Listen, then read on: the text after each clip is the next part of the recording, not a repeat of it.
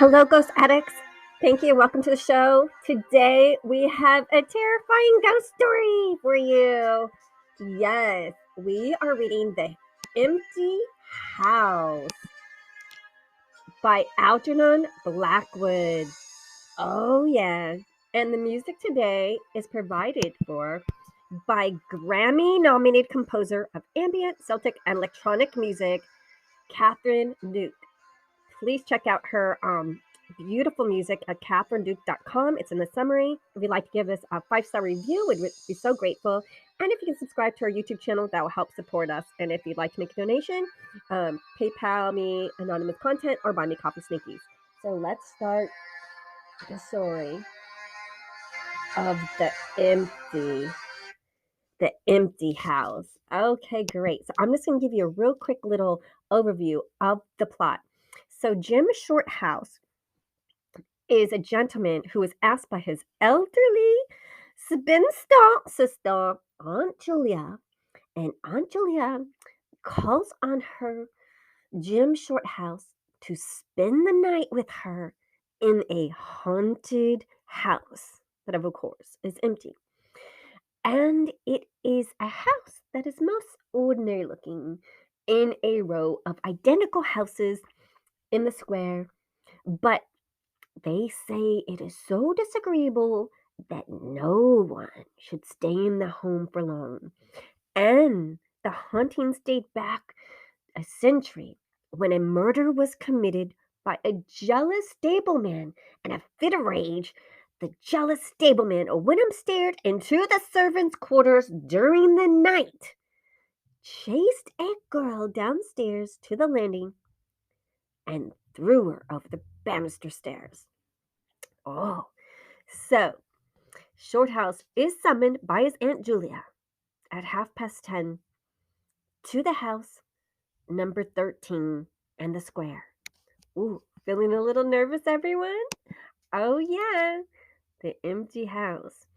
So, in certain houses, like most persons, manage somehow to proclaim at once their character for evil. In the case of the latter, no particular feature need betray them. They may boast an open countenance and an ingenious smile, and yet a little of their company leaves the unalterable conviction that there is something radically amiss with their being, that they are evil.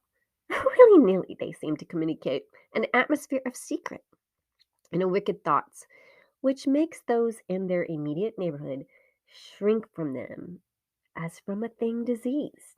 Perhaps with houses the same principle is operative, and it is the aroma of evil deeds committed under a particular roof long after the actual doers have passed away that makes the goose flesh come and the hair on the back of your neck rise.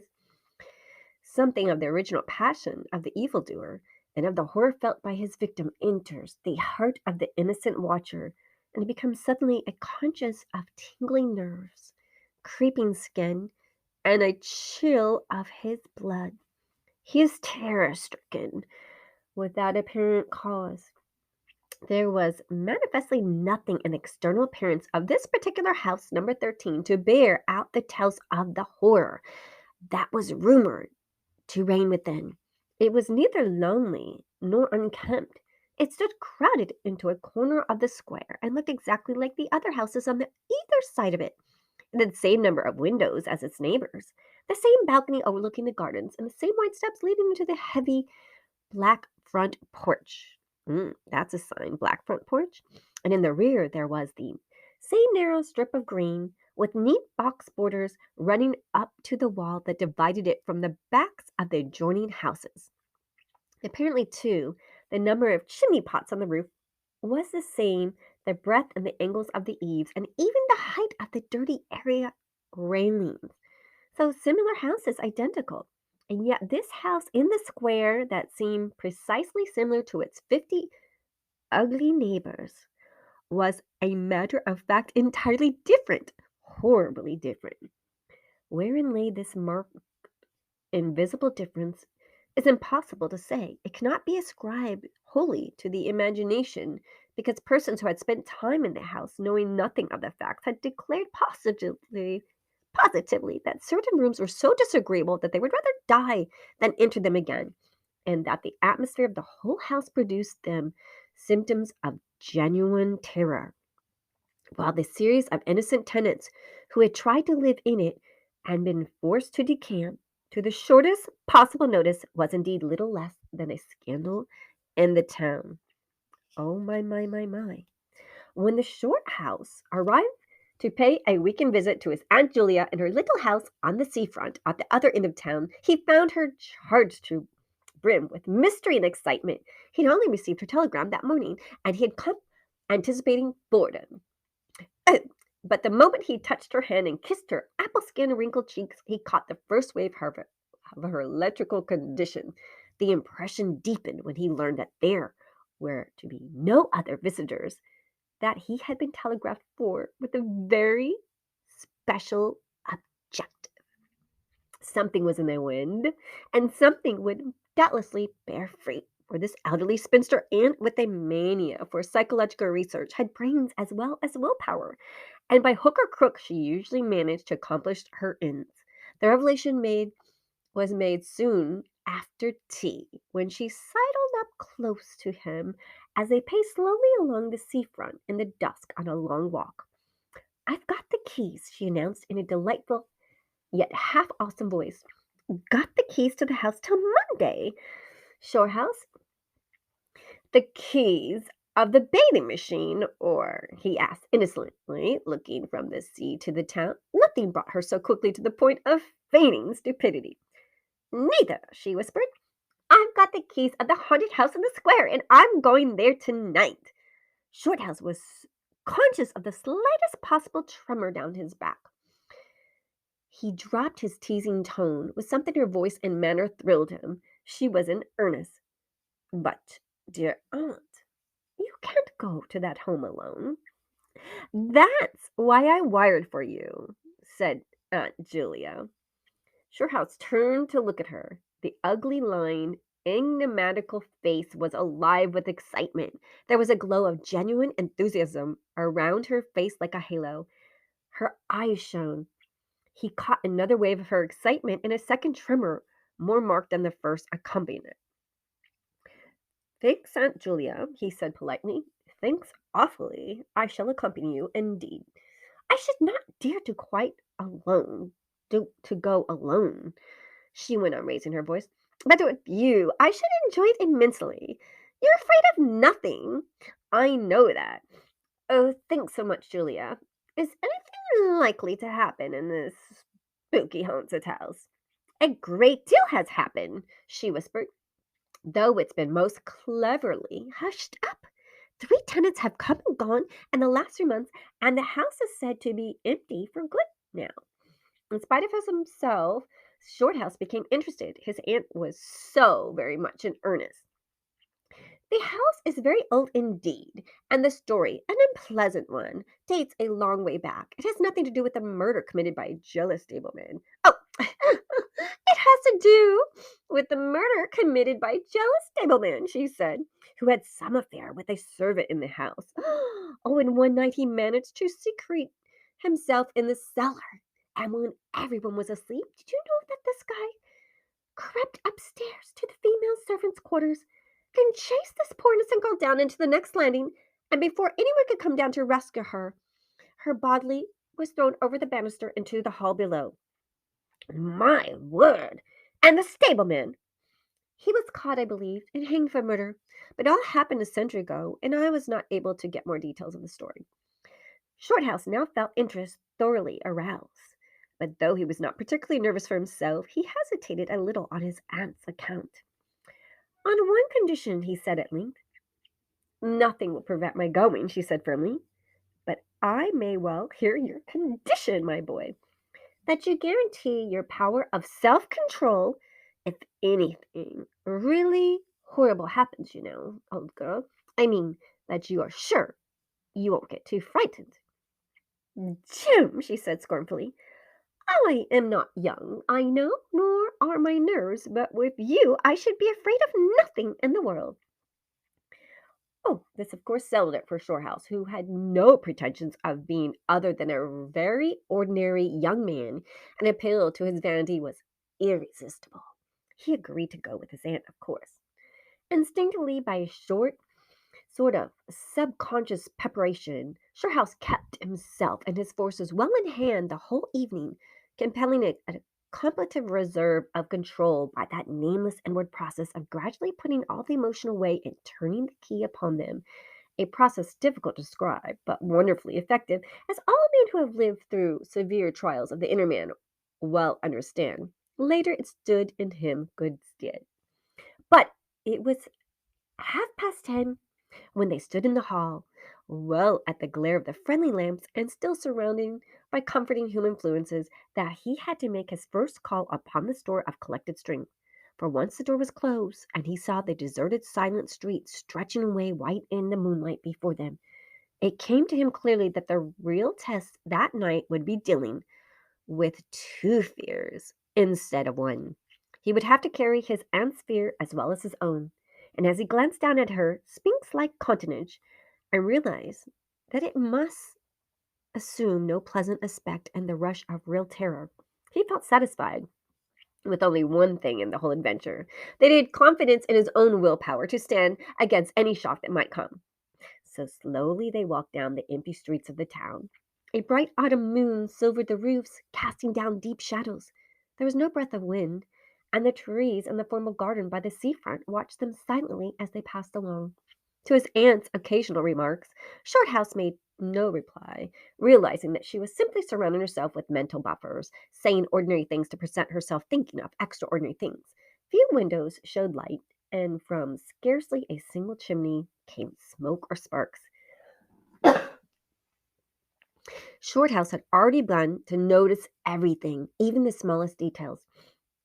Presently, they stopped at the street corner and looked up the name on the side of the house full in the moonlight, and with one accord, but without remark, turned into the square and crossed over to the side of it that lay in the shadow. "The number of the house is 13," whispered a voice on his side, and neither of them had made the obvious references, but passed across the broad street of moonlight that began to march up the pavement in silence. Oh my gosh. So it was halfway it was about halfway up the square that Shorthouse felt an arm slip quietly but insignificantly into his own, and knew then that their adventure had begun in earnest, and that his companion was already yielding imperatively to the influences against them. My aunt indeed would need my support. A few minutes later they stopped before a tall, narrow house that rose before them into the night, ugly in shape and painted in dingy white. Shutterless windows, without blinds, stared upon them, shining here and there in the moonlight. There were weather streaks in the walls and cracks in the paint, and the balcony bulged out from the first floor a little unnaturally. But beyond this generally forlorn appearance of an unoccupied house, there was nothing at the first sight to single out this particular mansion, for the evil character had almost certainly acquired in reputation. Taking a look over their shoulders to make sure they had not been followed, they went boldly up the steps of the house number 13. Oh.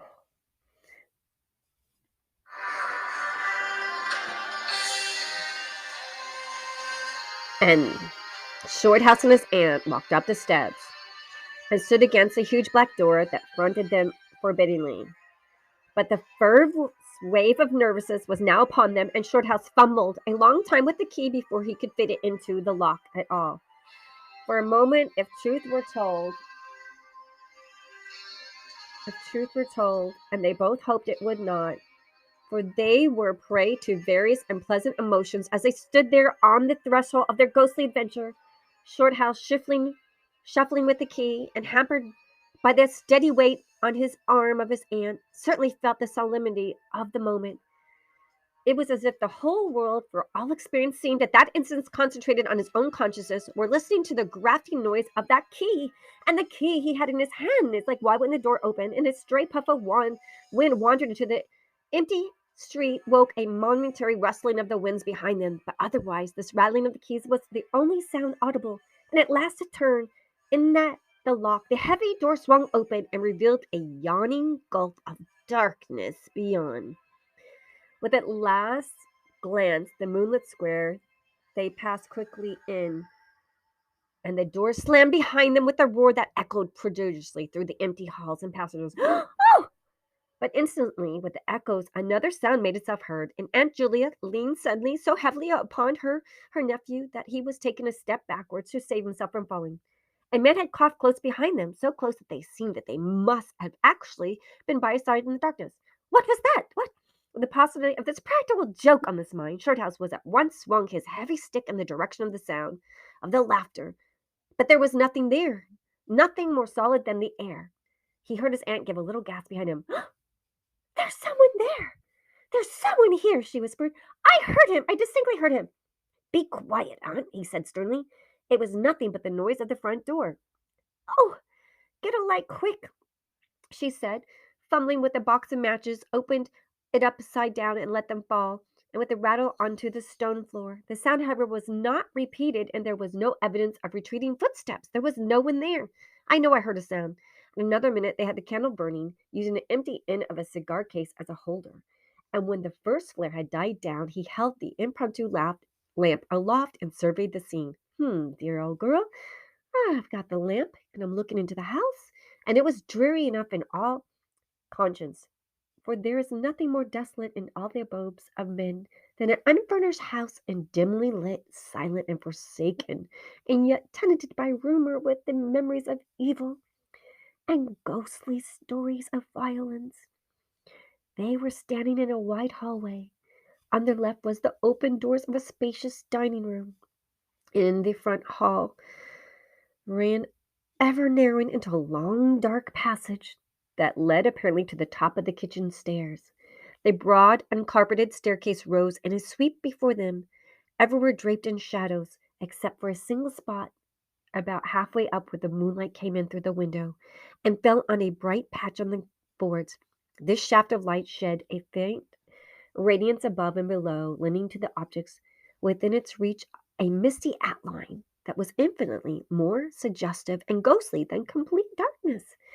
Oh, it looked in disarray, dust, and just left to just become dilapidated. Filtered moonlight always seemed to paint faces on the surrounding gloom. And as Shorthouse peered up the wells of the darkness and thought of the countless empty rooms and passages in the upper part of the old house, he caught himself longing again for the safety of the moonlit square, or the cozy, bright drawing room that they had left the hour before at his aunt's house. Then, realizing that these thoughts were dangerous, he thrust them away again and summoned all his energy and nerves for concentration on the present. Aunt Julia, he said loudly and severely, we must now go through the house from top to bottom and make a thorough search. Don't you agree? Oh, yes, Shorthouse, I agree completely. The echoes of his voice died away slowly over all the buildings in an intense silence that followed him as he turned and looked at her. In the dark, dim light, in the candlelight, he saw that her face was already ghastly pale, but she dropped his arm for a moment and said in a whisper, stepping close in front of him, I agree. We must be sure there's no one hiding. That's the first thing. She spoke with evident effort as he looked at her with admiration. You feel quite sure of yourself, Auntie? It's not too late to turn back. I think so, she whispered. Quite sure. Only one thing. What's that? You must never leave me alone for an instant. Oh, dear Aunt, as long as you understand that any sound or appearances must be investigated at once, for to hesitate means to admit fear. That is fatal. Agreed, she said, a little shaky after a moment's of hesitation. I shall try. Arm in arm, Shorthouse and his aunt holding the dripping candle and the stick, while his aunt carried a cloak over his shoulders, figures of utter comedy to all but themselves as they began a systematic search, walking through the house one room at a time, steadily walking on tiptoe and shading the candle lest it should betray their presence through the shutterless windows, that they went first into the big dining room. The dining room was grand and large. But there was not a stick of furniture to be seen. Bare walls, ugly mantelpieces, and empty grates stared at them. Everything they felt resented their intrusion, watching them, as it were, with veiled eyes. Whispers followed them. Shadows flitted noiselessly to the right and left. Something seemed ever at their back, watching, waiting an opportunity to do them injury. There was an inevitable sense that operations, which went on when the room was empty, had been temporarily suspended, said they were very well out of the way again. The whole dark interior of the old building seemed to become malignant presence that rose up, wanting them to desist and mind their own business. Every moment the strain on the nerves increased. Go back, go back, get out, get out, the house seemed to say. Out of the gloomy dining room, they passed through the large folding doors into a sort of library or smoking room, wrapped equally in silence, darkness, and dust, and from they regained the hall to the top of the back stairs. Here, a pitch black tunnel opened before them into the lower regions, and it must be confessed they hesitated, but only for a moment. With the worst of the night still to come, it was essential to turn from nothing. Aunt Julia stumbled at the top step of the dark descent, ill lit by the flickering candle, and even Shorthouse felt at least half of the decision go out of his legs. Come on, old girl, he said peremptorily, and his voice ran on and lost itself in the dark, empty spaces below. I'm coming, Shorthouse, she faltered, catching his arm with unnecessary violence. They went a little unsteadily down some stone steps, a cold, damp air meeting them in the face, close and malodorous. The kitchen into which the stairs led along a narrow passage was large, with a lofty ceiling. Several doors opened out of it, some into cupboards and empty jars still standing on the shelves, and others into horribly little ghostly black offices, each colder and less inviting than the last room that they went into. Black beetles scurried over the floor, and once when they knocked against a deal table standing in a corner, something about the size of a cat jumped down with a rush and fled, scampered across the stone floor into the darkness. Ever there was a sense of recent occupation and impression of sadness and gloom. Be careful, something's there. Maybe an old rat. Oh, yes, there's always rats in old homes. Just an old rat or an old cat. Oh, mind your nerves, old girl, mind your nerves. Oh, yes, Shorehouse. Yes, absolutely. Steady on, girl, steady on, girl. So they made their way, leaving the main kitchen. They went next towards the scullery. The door was standing ajar, and as they pushed it open to its full extent, Aunt Julia uttered a piercing scream, "Ah!" which she instantly tried to stifle by placing her hand over her mouth. Oh, how awful. How awful indeed. Yes, she screamed. And she screamed. And her nephew, her nephew, as she screamed, leaving the kitchen, she stood there motionless for the space of a single second. Her, she saw, she saw a figure, the figure of a woman with disheveled hair and wild mannerisms, wild mannerisms. The woman's figure had disheveled hair and wildly staring eyes, and her face was terrified and white as death. She stood there motionless for the space of a single second. Then the candle flickered, and the apparition of the woman was gone. Gone utterly, and the door framed nothing but empty darkness. Only the beastly jumping candlelight. Oh, it just went out, he said quickly, in a voice that sounded like someone else and was only half under control. Come on, Anne. There's nothing here. He dragged her forward. With a clattering of feet and a great appearance of fondness, they went on, but over his body and skin moved as if crawling ants covered it, and he knew by the weight on his arm that he was supplying the force of locomotion for two. The scullery was cold and bare and empty, more like a large prison cell than anything else. They went around it, tried the door into the yard and the windows, but found them all fastened securely. His aunt moved beside him like a person in a dream. Her eyes were tightly shut, and she seemed merely to follow the pressure of his arm. Her courage filled him with amazement. At the same time, he noticed that certain old chains had come over her face, a chain that somehow evaded his power of analysis. There's nothing here, my dear aunt. Nothing here at all. Let's go upstairs and see the rest of the house. Then we'll choose a room to wait up in. She followed him obediently, keeping close to his side, and they locked the kitchen door behind them. It is a relief to get up again. In the hall there was more light than before. The moon had traveled a little further down the stairs. Cautiously they began to go up in the dark vault of the upper house, the board creaking under their weight. On the first floor they found the large double drawing rooms. Oh, and search of which revealed nothing. Here was no sign of furniture or recent occupancy, nothing but dust, neglect, and shadows. They opened the big folding doors between the front and the back drawing rooms, and then came out again to the landing and went upstairs. They had not gone more than a dozen steps when they both simultaneously stopped to listen, look into each other's eyes with a new apparition across the flickering candle flame. This ghastly apparition. Stay tuned for part 2 of The Empty House.